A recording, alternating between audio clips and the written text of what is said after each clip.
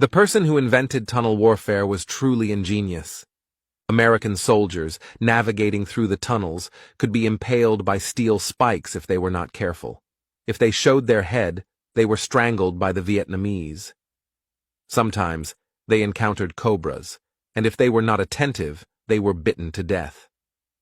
Like this unfortunate man, he was drowned here by the Vietnamese. Even when American planes bombed, the Vietnamese could still hide underground. Even throwing grenades into the holes did not help, because the tunnels were curved, and the grenades could not reach the target. The Americans also tried using toxic gas, but this was easily neutralized by a water wall or a dam blocking the opening, so the gas could not enter. The Americans tried to find the entrance to the Vietnamese tunnel. They brought 2 dogs with them, which followed them to the pigsty. The Americans thought that if they held their position, the Vietnamese would come out.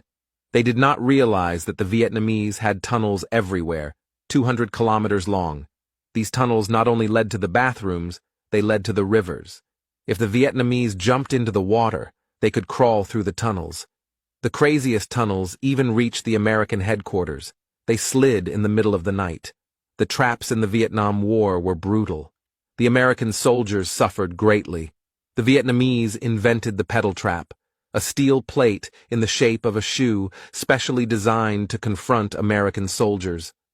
Once an American soldier stepped on it, dozens of bamboo sticks would directly pierce their legs. They suffered terribly.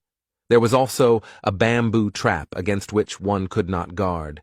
If a soldier walked by and touched the trap, bamboo fell from the sky, falling and impaling the soldier's body. And then there was the bow and arrow trap.